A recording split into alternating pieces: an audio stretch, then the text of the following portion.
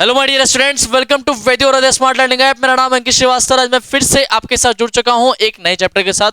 Students, आज हम समझने वाले हैं क्लास 8 सोशल साइंस का एक बहुत ही अच्छा चैप्टर हिस्ट्री के सेगमेंट में दोस्तों, where when and how.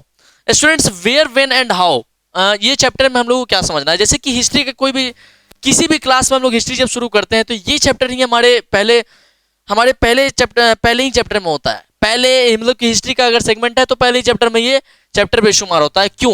Where when how. देखिए, क्या आप इसका हिंदी मीनिंग कीजिए। वेयर मतलब कहाँ, वेन मतलब कब, और हाउ मतलब कैसे। ठीक है ना? कहाँ, कब और कैसे। भाई ये तो क्वेश्चन आना ही चाहिए ना। जब आप हिस्ट्री पढ़ रहे हो, जब कभी आप हिस्ट्री पढ़ रहे हैं तो आपके दिमाग में ये क्वेश्चन तो आना ही चाहिए कि भाई कैसे चीजें हुई, कब हुई, और मतलब क्या समय, क्या क्या परिस्थितियां रही होंगी। तो ये सब चीजें आपके दिमाग में एकदम आनी चाहिए। क्यों आनी चाहिए? क्योंकि देखिए, जब कभी हम लोग हिस्ट्री पढ़ रहे हैं तो हम लोग कुछ जानते नहीं है, हम लोग सिर्फ उसके एविडेंस के तौर पे पढ़ रहे होते हैं। तो ये सभी चीजें होना स्वाभाविक है। उसके बाद हाउ इंपॉर्टेंट आर डेट्स। अब देखिए, कभी भी आप हिस्ट्री पढ़ते हो किसी भी चैप्टर में, भाई आपके लिए डेट्स काफी ज्यादा इंपॉर्टेंट हो जाते हैं। कुछ डेट्स ऐसे होते हैं, देखिए डेट्स को भी याद करने का एक तरीका है। आपको हर डेट नहीं याद करना है, क्योंकि देखिए स्टूडेंट्स, आप अगर एग्जाम में बैठ रहे हो तो आपको हर एक डेट नहीं याद करना है जो स्पेशल इवेंट्स हुए हैं। क्या बोला मैंने? जब कभी स्पेशल इवेंट्स होते हैं, देखिए आपको स्पेशल इवेंट्स के डेट ही याद रखने जरूरी है। बाकी आपको कुछ जरूरी है क्या?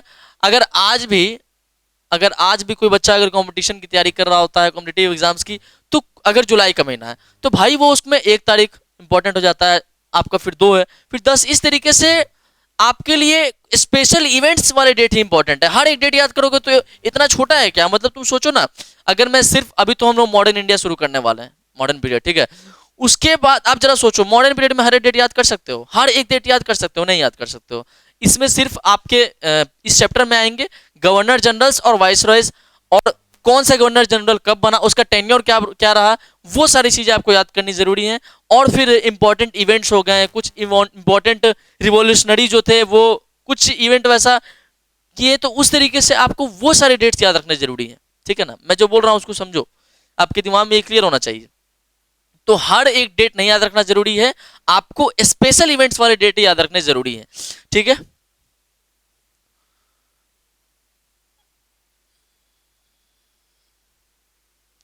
उसके बाद दोस्तों, अब देखिए, आप बोर्ड पे देख पा रहे हैं कि आपके सामने कुछ पिक्चर्स रखे गए हैं। मैं आपको समझाऊंगा, अभी आपको कुछ समझ में आ नहीं रहा होगा। देखिए, इसमें मैंने 2 ग्रुप में बांट दिया है चीजों को। एक ग्रुप में मैंने वो चीजें बांटी हैं जो कि स्पेसिफिक डेट को अकर हुई हैं, और एक ग्रुप में मैंने उस चीजों को बांटी हैं जो कि दिन प्रतिदिन उसमें अपग्रेडेशन आया है। कोई उसका फिक्स डेट नहीं है क्या कि कब से वो स्टार्ट हुआ है। उसमें हर एक दिन क्या हुआ है, कुछ ना कुछ इंप्रूवमेंट आया है, मतलब कि अपग्रेडेशन आया है, ये मैं बोल सकता हूँ। ठीक है ना? कुछ ना कुछ अपडेट आया है। जैसे कि आप मोबाइल यूज कर रहे हो, एंड्रॉयड फोन यूज कर रहे हो, तो ऐसा होता है ना, 2-3 महीने पे आपको अपडेट आते रहता है। उस तरीके से ये चीजें भी हैं। मान लो कि चाय है, क्या चाय का कोई फिक्स डेट है? किसी फिक्स डेट को चाय शुरू हुई थी? नहीं, ये चलते आ रही है भाई। ये मतलब पहले से ही चलते आ रही है, कब से हुई है किसी को नहीं पता है। हाँ, लेकिन उसमें सिर्फ अपग्रेडेशन हुआ है। ब्रिटिश जब आए भारत में तो उसमें वो अपग्रेड करते चले गए। ठीक है?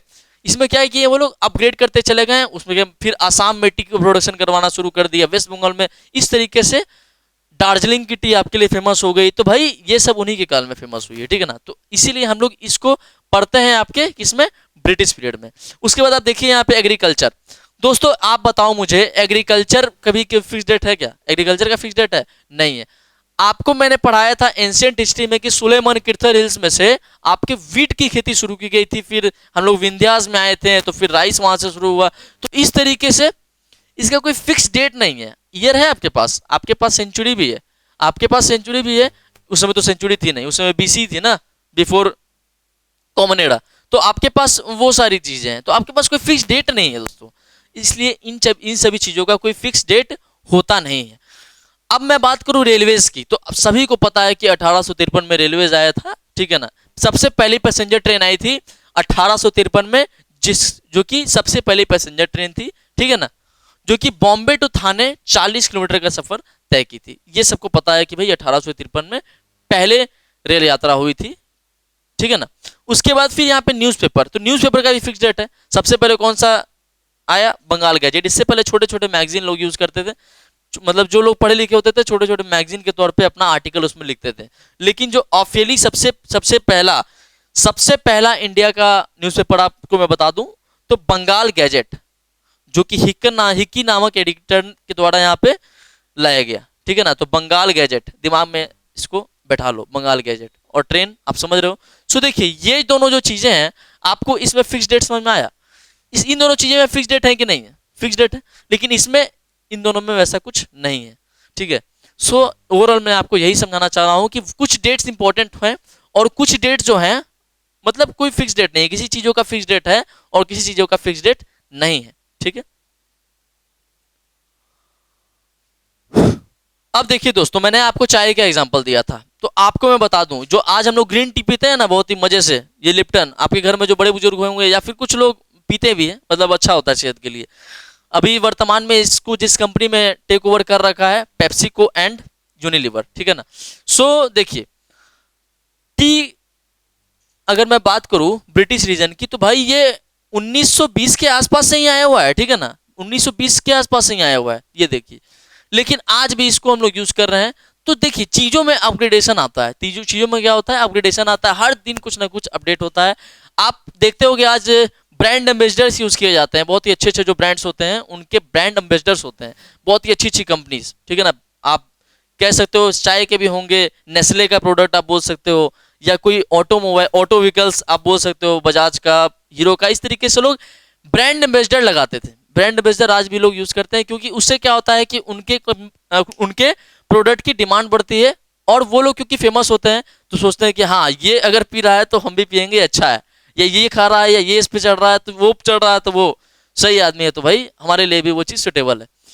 तो देखिए पहले क्या होता था, पहले उतनी सिनेमा तो प्रचलन में थी नहीं, तो पहले लोग क्या करते थे, और ये जो ब्रांड एम्बेसडर की जो पॉलिसी रही है ये हम लोग यूरोप से ही लेकर के आए हैं, कोई हमारे यहाँ पहले से नहीं बनाई। ये लोग क्या करते थे, जो उस समय के महान महान राजा होते थे उनका फोटो अपने प्रोडक्ट के पोस्टर्स पे लगवा देते थे, मतलब प्रोडक्ट के पोस्टर पे नहीं, मतलब कोई प्रोडक्ट उनका है, यहाँ पे क्या है, यहाँ पे लिप्टन का टी है। लिप्टन एक आदमी है जो कि अपना एक टी बनवाया, उसका कॉफी एंड टी करके कंपनी था, ठीक है ना, कॉफी और टी दोनों का प्रोडक्शन होता था, ठीक है। लिप्टन का, किसका, लिप्टन का। तो ये क्वीन विक्टोरिया के तीसरे बेटे ऑर्थर नाम था इनका, इनका फोटो लगवा दिया पोस्टर पे। तो हुआ क्या कि वहां पे क्रांति है कि वहां पे लोग सोचने लगे कि भाई किंग ऑर्थर पीता होगा इसको, चलो हम लोग भी पीते हैं, तो इससे इसके प्रोडक्ट की डिमांड बढ़ी, समझ गए। वही आज भी होता है, आपको मूर्ख बनाया जाता है और आप बन जाते हैं मूर्ख। उसके बाद देखिए दोस्तों, यहाँ पे दो चीजें मैं आपको समझाऊंगा हिस्टोरियंस के बारे में। जब कभी हम लोग हिस्ट्री पढ़ रहे होते हैं तो भाई हिस्टोरियंस को कैसे छोड़ देंगे, आखिरकार इन्हीं के बदौलत तो हिस्ट्री पढ़ रहे हैं, ठीक है ना। तो दो तरह के हिस्टोरियंस यहाँ पे देखने को मिलेंगे आपको, एक वो मिलेंगे जो आपके एंशियंट से लेकर के मिडिल हिस्ट्री के बीच में है, और एक हिस्टोरियंस आपको वो मिलेंगे जो कि आपके ब्रिटिश काल के होंगे या फिर पोस्ट मिडिवल पीरियड वाले होंगे, ठीक है ना। सो हिस्टोरियंस ऑफ एंशियंट और मिड हिस्ट्री, ये लोग क्या करते थे, इन लोग की सिर्फ सोच यही होती थी कि भाई राजा है तो राजा का जन्म कब हुआ, राजा का टेन्योर क्या है, राजा का बर्थ कब हुआ, राजा का टेन्योर क्या रहा, मतलब कि उसका कार्यकाल, उसका उसका बेटा कब पैदा हुआ, मतलब कि उसका सन या चाइल्ड बोल सकते हो, फिर उसकी शादी कब हुई, मैरिज, ठीक है, उसकी शादी कब हुई, फिर वो कौन सा बैटल कब लड़ा, बैटल्स। तो इन सभी चीजों पे इन हिस्टोरियंस का फोकस रहता था कि मतलब इन सभी चीजों को लेकर के चलना है। लेकिन आप इसमें एक चीज मुझे बताओ, क्या इसमें जो नॉर्मल आदमी है, जो आपके ऑर्डिनरी पीपल्स हैं, उनके बारे में चर्चा है। ये जो हिस्टोरियंस होते थे ये ऑर्डिनरी पीपल्स को उतना नहीं फोकस करते थे, ये लोग सिर्फ फोकस करो राजा, उनका बेटा, उनका टेन्योर, उनका मैरिज कब हुआ, वो बैटल्स कब लड़े, यही चीजों पे फोकस होगा। और आपने ये चीज रियलाइज की है कि जब एंशियंट और मिडिवल हिस्ट्री आप पढ़ रहे थे तो ये सारी चीजें ही आपके सामने आ रही थी, ना कि ऑर्डिनरी पीपल्स की लाइफ आ रही थी, ठीक है ना।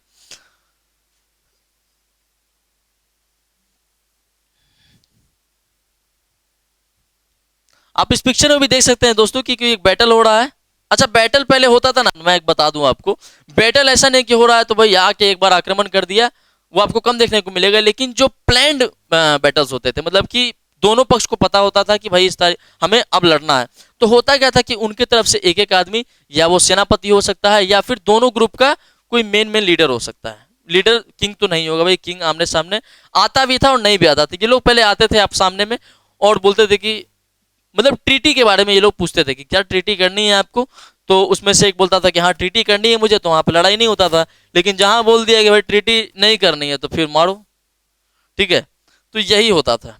तो एक हिस्टोरियंस के बारे में हम लोगों ने पढ़ा जो कि सिर्फ किंग को ही फोकस करता था और उनके उनसे जुड़े बाकी सारी चीजों को।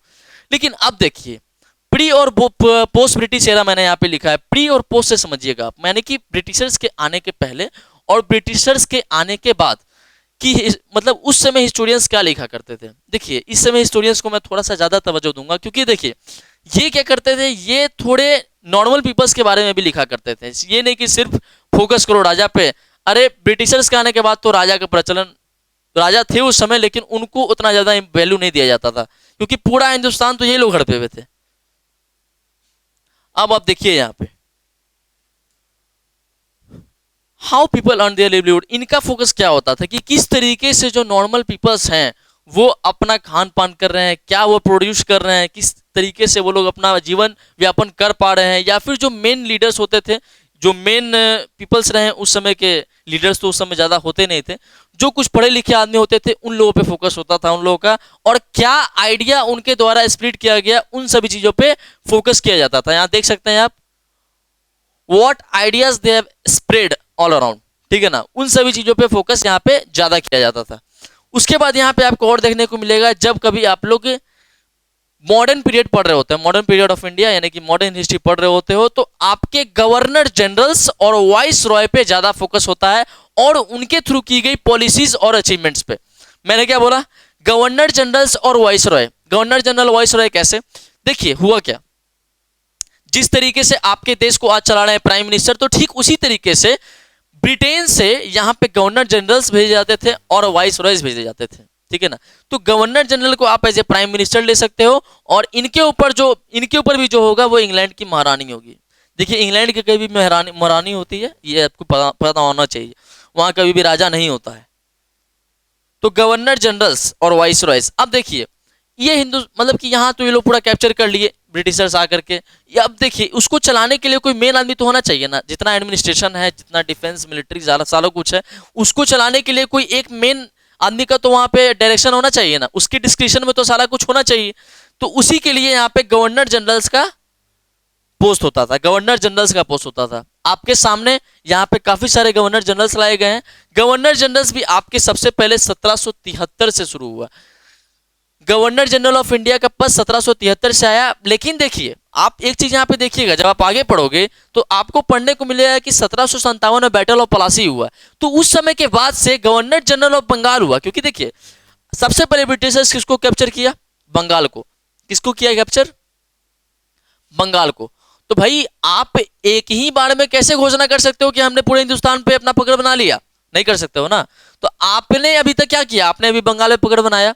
तो सबसे पहले गवर्नर जनरल ऑफ बंगाल आया। तो आपके पास कभी भी दिमाग में अभी कभी आए कि गवर्नर जनरल ऑफ बंगाल है, सर तो पढ़ाए थे गवर्नर जनरल ऑफ इंडिया है, तो भाई बंगाल में ही सबसे पहले वो लोग कैप्चर किए थे पूरा। उसके बाद धीरे धीरे करके बक्सर बैटल किए, वनडी बैटल किए, उस तरीके से पूरे हिंदुस्तान में ये लोग छा गए, समझ गए। तो ये हुआ था कब, 1757 में। अब 1757 से लेकर के 1773, समझ गए। टोटल आपके पास 16 साल में लोग पूरा पकड़ बना लिए थे हिंदुस्तान पे। उसके बाद गवर्नर जनरल ऑफ इंडिया का पढ़ा गया, GGI। यहाँ पे अभी क्या था, GGB, governor general of Bengal.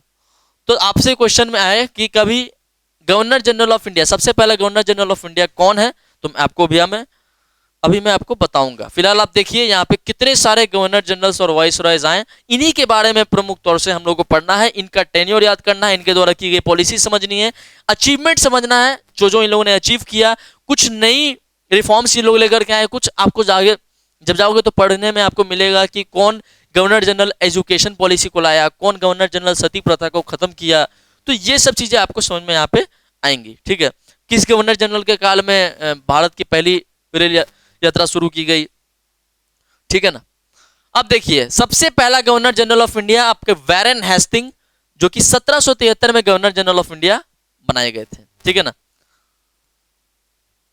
उसके बाद देखिए दोस्तों, अब देखिए मैंने आपको जब हिस्टोरियंस पढ़ाया था, हिस्टोरियंस जो कि वो इतिहासकार जो कि प्री पोस्ट ब्रिटिश एरा के थे, यानी कि ब्रिटिशर्स के आने के पहले और ब्रिटिशर्स के आने के बाद तक जो हिस्टोरियंस हिस्ट्री लिख रहे थे, इतिहास लिख रहे थे, उसमें से एक बहुत ही मैं कह सकता हूं मूर्ख ही बोलेंगे इसको। क्यों बोला मैं मूर्ख, अभी आप समझना।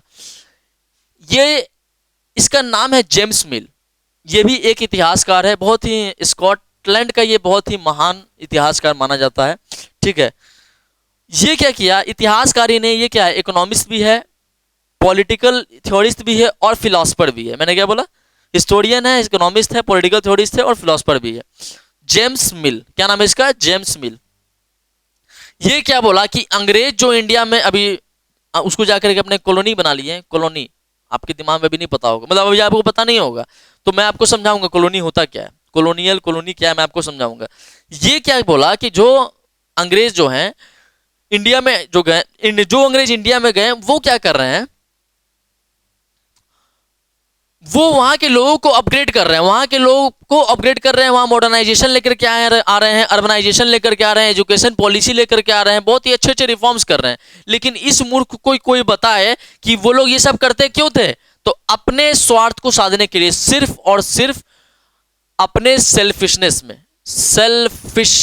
में, ठीक है ना, अपने स्वार्थ को साधने में सिर्फ वो लोग जो भी पॉलिसी यहां पे लेके आ रहे थे, ला रहे थे। क्या कोई भी ब्रिटिशर्स, आप जब आगे पढ़ोगे तो कोई भी इंडिया की जनता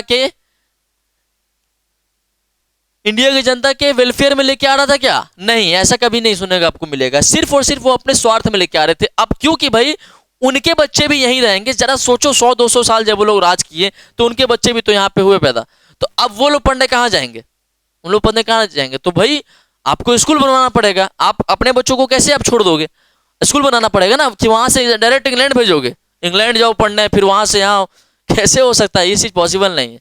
तो ये लोग एजुकेशन पॉलिसी भी इसीलिए लाए, और जितनी भी चीजें उससे जुड़ी हुई हैं, ठीक है, जितनी भी चीजें जुड़ी हुई हैं, ये लोग मोस्ट ऑफ देम अपने सेल्फिशनेस में, अपने स्वार्थ को साधने के लिए किए।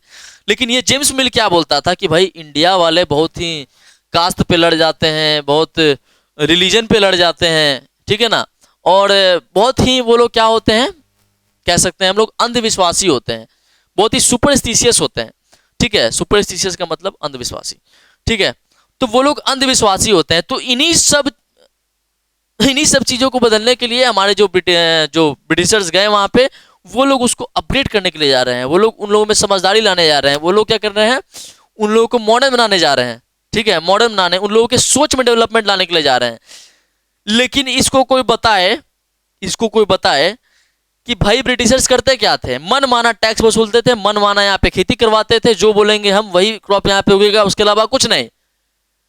और ये जो ब्रिटिशर्स, ये जो जेम्स मिल है हिस्टोरियन, ये आज तक इंडिया नहीं आया, ही नेवर केम इंडिया, ये आज तक इंडिया नहीं आया। और वहीं से बैठे बैठे कि भाई अंग्रेज ऐसे हैं, इतना अच्छा किए, मतलब वहीं से बैठे बैठे अपना दिमाग ये लगा रहा था। और देखिए इसने सबसे महत्वपूर्ण काम यहाँ पे क्या किया, जो आज हम लोग हिंदू मुस्लिम हो गए हैं, सिर्फ और सिर्फ इन्हीं तरह के लोगों के वजह से हुए हैं। जो हम लोग समझते हैं कि हिंदू है, ये मुस्लिम है, इस तरीके का जो रिलीजियस डिस्क्रिमिनेशन आ गया है, इन्हीं लोगों के कारण आया है। मैं बताता हूं कैसे। इसने क्या किया दोस्तों, इसने हिंदुस्तान की हिस्ट्री का डिवीजन करके रख दिया।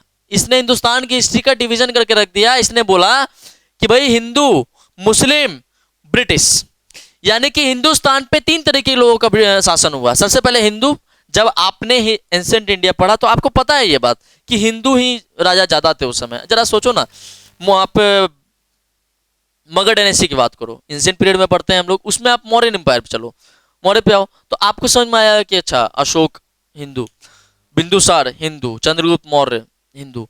उसके बाद फिर और भी राजा के बारे में आप पढ़ोगे गुप्त पीरियड में, समुद्रगुप्त हिंदू, चंद्रगुप्त हिंदू। तो इस तरीके से ठीक है भाई, हिंदू थी तो आपको यहाँ पर, तो उस समय तो लोग मिल बांट के चल ही रहे थे ना, कौन मुस्लिम को काट दे रहा था उस समय। तो फिर इसने क्या किया कि भाई उसके बाद मुस्लिम पीरियड आया, दिल्ली सल्तनत, मुगल पीरियड, उसमें सारे राजा आपके मतलब वर्चस्व किनका था? राजा तो मतलब हिंदू भी थे काफी, लेकिन वर्चस्व किनका था? जिस तरीके से आप एंशियंट पीरियड में हिंदू का वर्चस्व पढ़ते हो, तो इस तरीके से मिडिवल में वर्चस्व मुस्लिम का था। अरे अफगानी था या फिर तुर्की था, तो वो सब भाई तुर्किश था, तो ये सब आखिरकार इस्लाम धर्म को ही मानता था ना। तो भाई आपको इतना पता है कि हिंदू मुस्लिम, फिर उसके बाद ब्रिटिश पीरियड आया, लेकिन जो बाकी के हिस्टोरियंस हुए हैं ये इस पीरियड को, ये जो तीनों पीरियड रहा आपका, तीनों हिस्ट्री का पीरियड, इसको एंशियंट, मिडिवल और मॉडर्न में बांटे। लेकिन इसने सोच देखो, इसका सोच देखो, यहीं से डेवलपमेंट कर दिया, ये सोच डेवलप कर दिया कि भाई हिंदू मुस्लिम, अब ब्रिटिश पीरियड आया। अब लोगों के दिमाग में क्या जाएगा कि उतना दिन हम लोग पे मुस्लिम शासन किया, उतना दिन हिंदू, मुस्लिम सोचेंगे कि हिंदू शासन किया, और हिंदू क्या सोचेंगे कि मुस्लिम शासन किया। अब ये दोनों सोचेंगे कि ब्रिटिश शासन किया। ये ब्रिटिश भी काम थोड़ी किया, मतलब कि ये अपने कार्यकाल में भी हिंदू मुस्लिम पे बहुत तरह का डिवीजन करवाना शुरू कर दिया। इन लोगों की पॉलिसी वही थी, डिवाइड एंड रूल, ठीक है। तो इस हिस्टोरियन ने इस तरीके का घिनौना काम यहाँ पे किया। उसके बाद हम लोग यहाँ पर देखते हैं, और ये सारा एविडेंस हम लोग को किस बुक से मिलता है, मतलब कि ये सारा कुछ अपने किस बुक में इसने लिखवाया?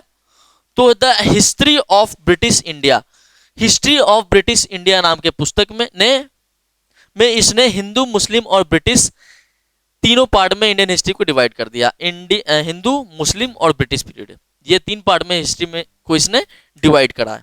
उसके बाद जैसा कि मैंने आपको बताया कि ये इसकी धारणा की क्या थी, मन की इसकी धारणा क्या थी कि भाई यहाँ पे रिलीजन के नाम पे बहुत लड़ाई होता है, यहाँ पे कास्ट सिस्टम बहुत ज़्यादा है, छुआछूत का यहाँ पे मामला होता है, यहाँ पे अंधविश्वास लोग बहुत ज़्यादा हैं, ठीक है ना, और जो सोशल लाइफ है, समाज असामाजिकता यहाँ बहुत ज़्यादा है। तो इन सभी चीज़ों पर इसने फोकस किया।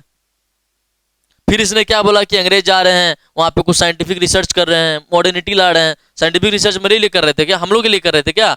अरे आप तो अपने देश में कर रहे थे, यहाँ पे क्या लेकर के आए आप? कुछ नहीं।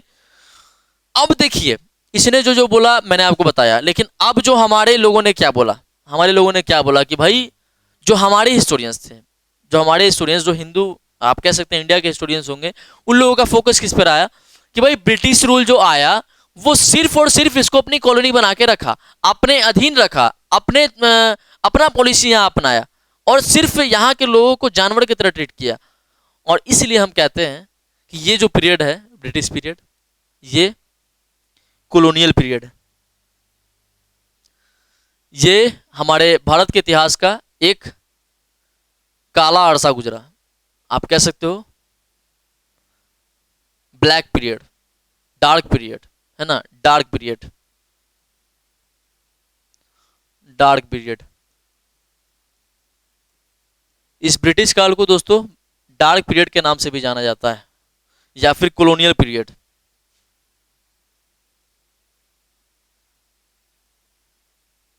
ठीक है, कॉलोनियल पीरियड या फिर डार्क पीरियड, इन दोनों नाम से इसको जाना जाता है। देखिए ना, ये सब रेलवे बना के रखा है, तो भाई ये सब अपने ही सामान को जहां से खेती हो रही है वहां से लोड करो ब्लॉक कार्ट पे, वहां से ट्रेन में पहुंचाओ, और ट्रेन से हार्बर तक जाओ लेकर के, तो अपने ही काम के लिए ना। अरे मान लो ट्रेन आपके जहां पे प्रोडक्शन हो रहा है क्रॉप्स का, वहां से हार्बर जरूरी तो नहीं है, इंडिया का सारा पार्ट तो भाई हार्बर के नजदीक है नहीं, मतलब समुद्र तट के तो नजदीक नहीं है ना।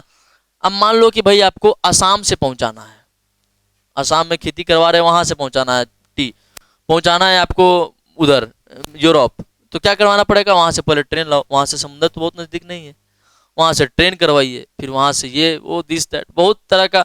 अगर हरियाणा से करवाना है तो वहां से भी बहुत दूर है समुद्र तट, तो आपको ट्रेन की व्यवस्था चाहिए थी। अगर आप ब्लॉक कार्ट पे करते तो एक तो आपको समय ज्यादा लगता, लेबर ज्यादा लगाना पड़ता, उसको पैसा ज्यादा देना पड़ता, ठीक है।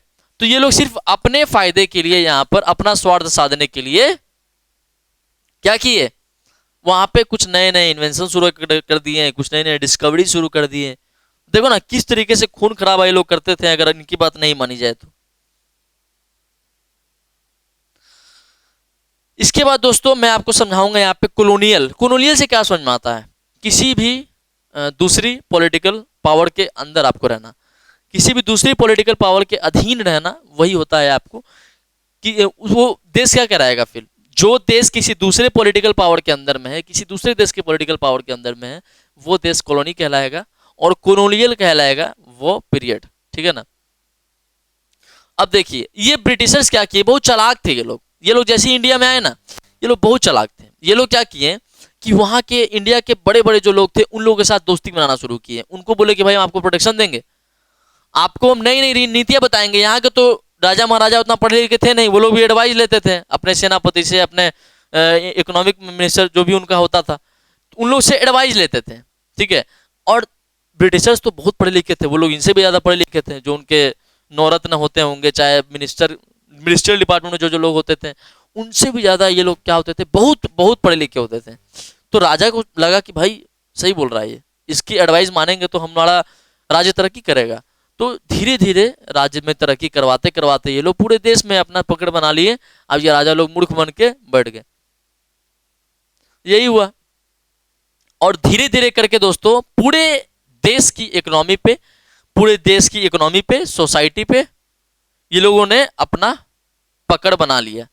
और जो हमारे मूर्ख राजा थे वो लोग देखते रह गए, और ये लोग धीरे धीरे करके पूरे इकोनॉमी पे अपना पकड़ बना लिए और ये लोग अपना काम शुरू कर दिए। अब देखिए इसके बाद क्या किए ये लोग, जब इकोनॉमी पे पकड़ बन गया तो मन माना किसान से क्रॉप उगवाना, मन माना क्रॉप उगवाना, मन माना कलेक्शन लेना, मन माना टैक्स वसूल करना, जो मैं बोलूंगा वही क्रॉप उगना चाहिए, उसके अलावा कुछ नहीं। मैं आपको बताऊंगा आगे कौन सा क्रॉप ये लोग ज्यादा फोर्स करवाते थे उगाने के लिए। तो जो मैं बोलूंगा वही क्रॉप उगेगा, इसके अलावा कुछ नहीं। यही सब चीजें ये लोग लेके आए। अरे ये लोग ऐसा क्रॉप उगवाते थे ना कि जिसकी वजह से किसान का खेत बंजर हो जाए, वो दोबारा खेती नहीं कर सकता था उस खेत पे, समझ गए। मन माना कलेक्शन ऑफ रेवेन्यू, जिससे ये अपनी जरूरतें पूरी कर पाए, सिर्फ ऐशो आराम में और कुछ नहीं, ठीक है ना। आपको इस पीरियड में भी दोस्तों बहुत सारे पॉलिटिकल, सोशल, इकोनॉमिकल और कल्चरल चेंजेस देखने को मिलेंगी। मैंने क्या कहा, पॉलिटिकल, इकोनॉमिकल, सोशल और कल्चरल चेंजेस आपको देखने को मिलेंगे, जिस तरीके से आपको मेडिवल इंडिया में मिली थी। तो यहाँ पे बहुत सारी चेंजेस आई, बहुत सारी चेंजेस आई। लेकिन एक बात मुझे बताओ जरा, कभी भी बहुत ज्यादा बदलाव आता है, बहुत ज्यादा महंगाई बढ़ती है, तो पिसता कौन है, कौन इंसान पिसता है? मिडिल वर्ग या फिर गरीब लोग, यही लोग पिसते हैं। बाकी जो अमीर आदमी वो तो और वसूलेगा। अगर चीनी का दाम आज के रेट में 40 रुपए किलो है, कल के रेट में 100 रुपया हो जाएगा, तो भाई मुनाफा भी तो उन लोग का बढ़ जाएगा, मुनाफा भी तो बढ़ जाएगा। वो लोग और ज्यादा मार्जिन लेके बेचेगा। अगर उन लोग को पड़ रहा है 90 में, तो लोग और 110 कर देगा, जाओ 20 रुपया मारेंगे। तो भाई पिसता कौन है? गरीब वर्ग का आदमी पिसता है, और मिडिल क्लास यहाँ पे पिस जाता है, ठीक है। देखिए इस पिक्चर में आपको दिख रहा होगा कि किस तरीके से ये लोग एकदम राजा जी से रूबरू होकर के एकदम आपको सपोर्ट देंगे। बढ़िया, आप खाली मिलिट्री मेरा रहेगा, सिर्फ आप थोड़ा रिवेन्यू देते जाइए हमको। कर लिया ये सब, पागल था राजा ये सब। देखिए उसके बाद दोस्तों यहाँ आपको देखने को मिलेगा कि किस तरीके से कौन कौन से क्रॉप यहाँ पे उगाए जाते थे, किस तरीके अभी नहीं बताऊंगा। कौन कौन से क्रॉप्स बेसिकली यहाँ पे उगाए जाते थे। सबसे पहले इंडिगो, उसके बाद यहाँ पे कॉटन क्रॉप्स। एक बात मुझे बताओ, इन दोनों में कोई सिमिलरिटी दिख रही है आपको? मुझे दिख रही है। दोनों के दोनों ही क्या है, किस तरह के क्रॉप्स हैं, किस तरह के क्रॉप्स हैं बताओ? दोनों के दोनों आपके कॉमर्शियल क्रॉप्स हैं। क्या है? दोनों के दोनों यहाँ पे कॉमर्शियल क्रॉप्स हैं, कॉमर्शियल क्रॉप्स। एक बात मुझे बताओ, जब अंग्रेज इस देश में बहुत, यहाँ के देश, इस देश को बहुत डेवलप करने के लिए आए थे, तो भाई तुम सिर्फ और सिर्फ कमर्शियल क्रॉप पे क्यों जोर डाल रहे हो? सिर्फ और सिर्फ ये लोग अपना भंडार भरने के लिए यहाँ पर आए थे, और इससे ज्यादा कुछ नहीं। इंडिगो की खेती करवाएंगे तो चाइना में भेजेंगे इसको, वहां पे इंडिगो की सप्लाई की बहुत ज्यादा डिमांड थी, चाइना भेजेंगे, यूरोप भेजेंगे। ठीक उसी तरीके से कॉटन बहुत जाता था यूरोप में, पूरा कॉटन जाता था यहाँ, कॉटन जाता था आपके इंडिया से, वहां जाकर के फाइनल प्रोडक्ट बन जाता था वहां के इंडस्ट्रीज में, ठीक है। सो यहाँ पे कॉमर्शियल क्रॉप पे ज्यादा दिमाग लोग लगाते थे, आप मन माना टैक्स लेते थे किसान से, ये तो सबसे बड़ी बात है।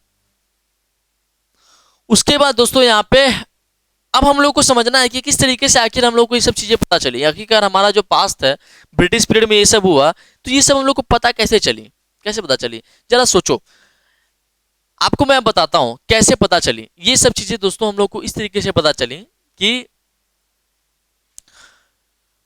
जो ब्रिटिशर्स जो भी काम करते थे ना, जो भी पॉलिसी लाएंगे, जो भी वो लोग एट लास्ट डिसीजन लेंगे, सबसे पहले मैं बता दूं, जो भी पॉलिसी वो लोग अपनाएंगे, जो जो लिखी है यहाँ पे मैं आपको वो बता रहा हूँ।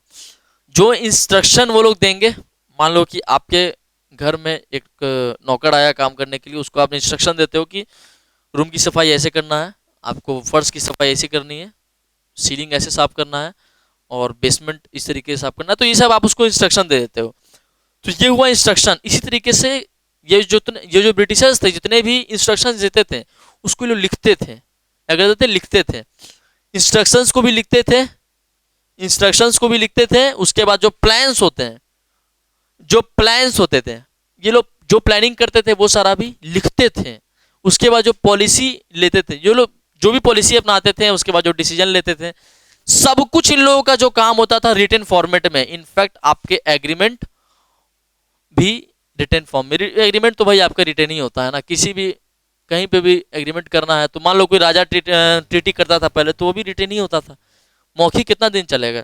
उसके बाद यहाँ पे इन्वेस्टिगेशन, अब मान लो कि कोई चोरी किया, आज के डेट में कोई चोरी कर दिया, तो पुलिस क्या करती है, इन्वेस्टिगेशन करती है, तभी ना कोर्ट उसको फांसी देती है, या फिर उसको फांसी नहीं होती है चोरी में, मतलब कैद की उम्र कैद दे दी, चाहे कुछ भी, ठीक है ना। तो इन्वेस्टिगेशन करते थे ये लोग, और जो इन्वेस्टिगेशन करते थे उसका एक रिपोर्ट तैयार करते थे, और वो रिपोर्ट ये लोग रिटन फॉर्मेट में सारा कुछ। तो बेसिकली आपको समझना ये है कि जो काम भी ये लोग करते थे, जो पॉलिसी अपनाएंगे, जो डिसीजन लेंगे, जो एग्रीमेंट करेंगे, या फिर जो इन्वेस्टिगेशन करेंगे, ये सारा कुछ ये लोग रिटन फॉर्मेट में करते थे। किसमें? रिटन फॉर्मेट में करते थे, ठीक है। और ये जितना भी रिटन फॉर्मेट में होता था, ठीक है ना, ये सारा आपका अलग अलग रिकॉर्ड रूम में भेज दिया जाता था। अलग अलग रिकॉर्ड रूम कहने का मतलब क्या, आज भी बहुत किसी भी डिपार्टमेंट में, मान लो कि किसी भी डिपार्टमेंट नहीं कहूंगा मैं, किसी भी एडमिनिस्ट्रेटिव ऑफिस में, किसी भी एडमिनिस्ट्रेटिव ऑफिस में, किसी भी एडमिनिस्ट्रेटिव ऑफिस में, किसी भी एडमिनिस्ट्रेटिव ऑफिस में, चाहे वो कलेक्ट्रेट हो, चाहे वो रजिस्ट्री ऑफिस हो, चाहे दूसरी एडमिनिस्ट्रेटिव ऑफिस हो, तो उसमें क्या होता था, क्या होता था दोस्तों, उसमें वो लोग क्या करते थे, जितने भी ये लोग डिसीजंस लेंगे, प्लान्स होगा, पॉलिसी होगा, उन सब में एक एक कॉपी भेज देंगे। उन सबके रिकॉर्ड रूम में वो आज भी है, उन सबके रिकॉर्ड रूम में आज भी है, और वही रिकॉर्ड रूम के बदौलत, उसी रिकॉर्ड रूम के बदौलत हम लोग यहाँ आज हम लोग इसका हिस्ट्री निकाल पाते हैं कि ये लोग करते क्या थे। और उन सभी रिकॉर्ड रूम्स का एक मेन हेडक्वार्टर होता था जिसका नाम है नेशनल आर्चीव, जो कि आपके वर्तमान में दिल्ली में सिचुएटेड है, जो कि 1920 में बनवाया गया था। फिलहाल ये प्लेसेंटा पैलेस के बगल में है, ठीक है ना। इसके जस्ट बगल में नेशनल गैलरी है, इसके जस्ट बगल में नेशनल म्यूजियम है, ठीक है। आप देख सकते हो इस पिक्चर में, ये आपकी नेशनल आर्चीव्स। आर्चीव्स कहने का मतलब कि व्हाट, आर्चीव्स कहने का मतलब क्या, आपका रिकॉर्ड रूम जहां पे रिकॉर्ड रखे जाते हैं। सो ओवरऑल स्टूडेंट्स, ओवरऑल दोस्तों, यहीं तक की बातें हम लोग को समझनी थी, इसके बाद की बात समझेंगे हम लोग फिर बाद में। तब तक के लिए आपसे मैं विदा लेता हूं, और आपको अगर कोई किसी टॉपिक में समझने में प्रॉब्लम हुई तो आप इसको रिवीजन कीजिए। मैं कोशिश करूंगा इसका पार्ट 2 आपके सामने लेकर के आऊं। तब तक के लिए goodbye and thank you so much.